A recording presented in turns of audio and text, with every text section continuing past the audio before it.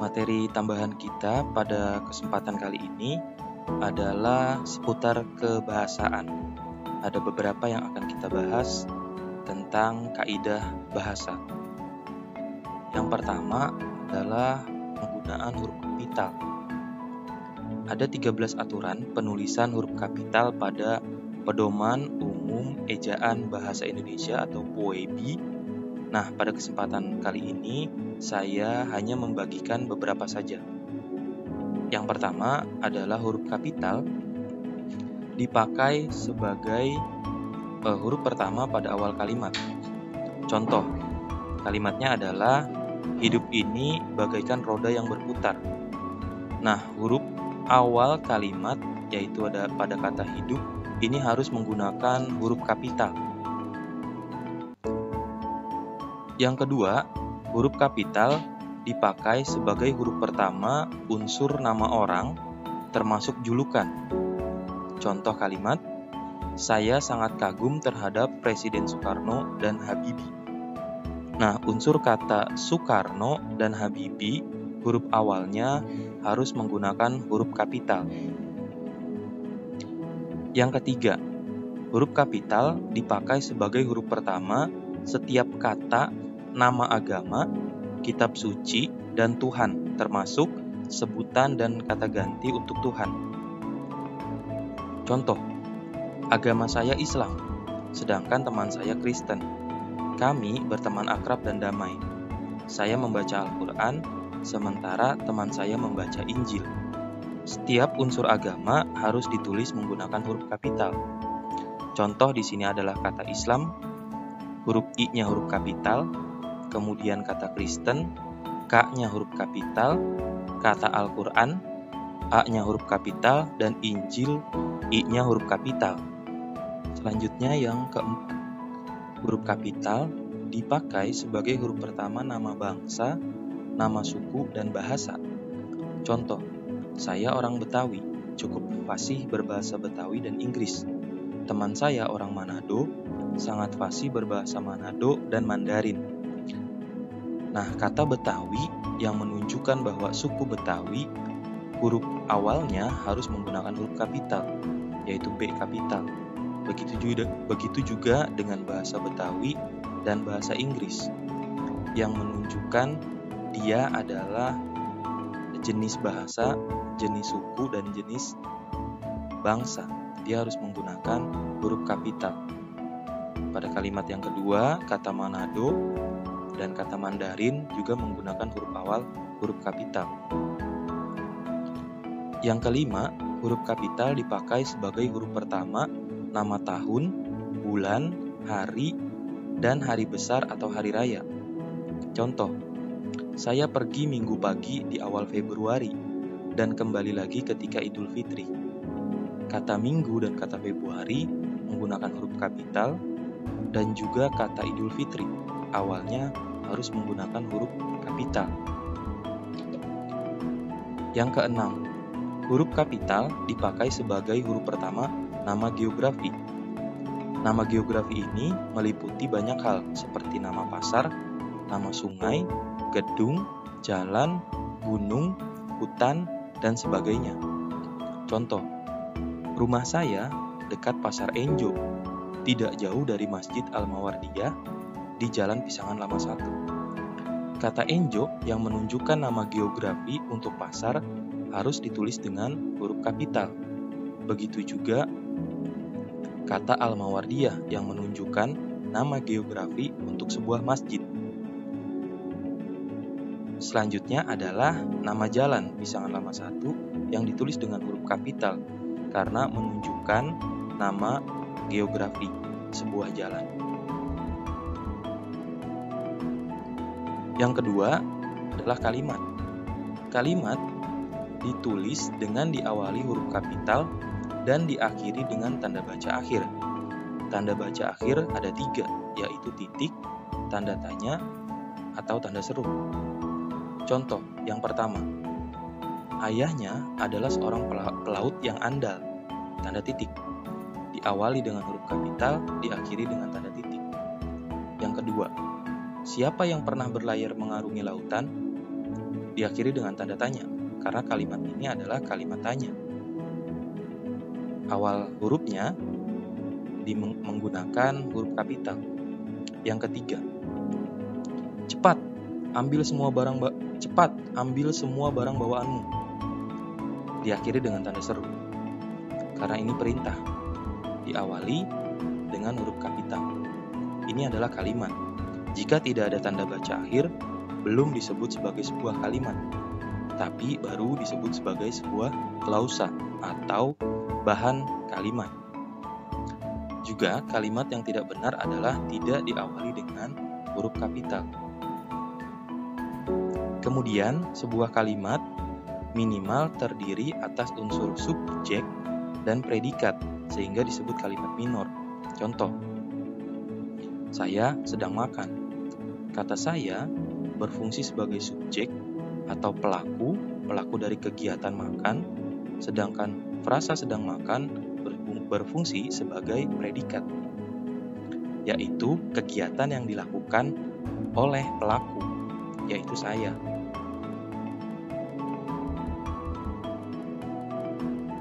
Selanjutnya yang ketiga, itu konjungsi. Konjungsi merupakan kata hubung atau kata sambung. Selain konjungsi yang ada di gambar ini ada di buku kalian. Ada pula konjungsi seperti kata dan, atau, serta, tetapi, dan sebagainya. Pembagian konjungsi ada banyak sekali. Yang pertama konjungsi waktu, seperti kata sesudah, setelah itu, sebelum, sehabis, sejak, dan sebagainya. Ada yang menyatakan syarat, kemudian ada yang pengandaian, ada yang menyatakan tujuan, ada yang menyatakan konsesif, ada yang menyatakan pemiripan, penyebaban, dan sebagainya. Konjungsi biasanya dipakai pada kalimat majemuk. Pembahasan mengenai kalimat majemuk kita akan bahas pada salintia berikutnya.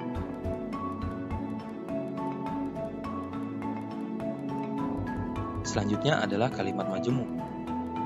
Secara sederhana, kalimat majemuk merupakan gabungan dua atau lebih klausa atau bahan kalimat. Kalimat majemuk dibedakan menjadi kalimat majemuk setara dan kalimat majemuk bertingkat. Kalimat majemuk setara. Kalimat majemuk setara merupakan kalimat majemuk yang terdiri atas klausa yang setara. Contoh, klausa 1, saya sedang makan. Klausa 2, adik sedang menonton. Kedua klausa ini dapat kita gabungkan menjadi kalimat majemuk. Seperti saya sedang makan ketika adik sedang menonton. Kedua unsur ini sama, kedua klausa ini setara. Mengapa? Karena terdiri atas subjek dan predikat. Ini pula yang klausa kedua terdiri atas subjek dan predikat. Klausa 1 dan klausa 2 strukturnya setara atau sejajar. Masing-masing klausa bisa berdiri sendiri sebagai kalimat, sehingga dapat digabungkan menjadi satu kalimat majemuk dengan konjungsi ketika. Selanjutnya adalah kalimat majemuk bertingkat. Kalimat majemuk bertingkat merupakan kalimat yang terdiri atas klausa yang tidak setara. Dalam kalimat ini, ada yang berperan sebagai induk kalimat, ada pula yang berperan sebagai anak kalimat. Induk tentu lebih besar, lebih luas daripada anak. Contoh, klausa 1. Dimas sudah harus mencari uang sejak kecil. Ini disebut induk kalimat karena strukturnya utuh. Ada subjek, ada predikat, dan keterangan. Klausa kedua, belum lulus sekolah. Ini disebut anak kalimat karena tidak lebih utuh daripada induk kalimat secara struktur. Sehingga jika kita gabungkan menjadi kalimat majemuk, kalimatnya adalah seperti ini. Yang pertama, Dimas sudah harus mencari uang sejak kecil meskipun belum lulus sekolah. Atau penulisan ini bisa dibalik seperti pada bagian 2. Penulisan pada bagian 1 diawali oleh induk kalimat, diberi konjungsi atau konjungtor, dilanjutkan dengan anak kalimat. Penulisan pada yang kedua dibalik. Anak kalimat terlebih dahulu ditulis, kemudian disusul oleh induk kalimat, sehingga kalimatnya menjadi seperti ini. Meskipun belum lulus sekolah, Dimas sudah harus mencari uang sejak kecil. Tanda koma ini untuk membedakan bahwa kalimat ini diawali oleh anak kalimat terlebih dahulu, baru induk kalimat. Kalau tidak ada tanda koma, berarti kalimat majemuk tersebut diawali oleh induk kalimat, kemudian disusul oleh anak kalimat. Jika anak kalimat ditulis terlebih dahulu, sebaiknya diberi tanda koma sebelum induk kalimat. Klausa 1 dan klausa 2 strukturnya tidak setara, sehingga dapat digabungkan menjadi kalimat majemuk dengan konjungsi meskipun.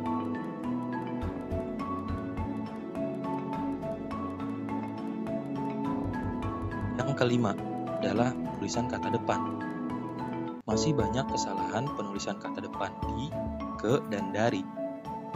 Kata depan ditulis terpisah dari kata yang ada di depannya. Contoh, yang pertama, di. Penulisannya adalah di dalam, di rumah, di kamar, di Jakarta, di jalan. Kata depan di terpisah dengan kata yang ada setelahnya. Diberi spasi atau diberi jarak. Kemudian ke sana, ke sini, ke rumah, ke mobil, ke pasar, juga diberi jarak antara kata depan ke dengan kata yang berikutnya. Begitu juga dengan dari kamar, dari medan, dari parkiran. Kata depan dari harus dipisahkan dengan kata yang mengikutinya.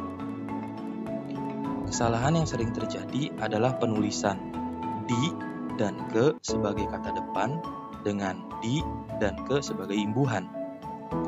Contoh, untuk yang salah, di rumah ditulis tanpa spasi.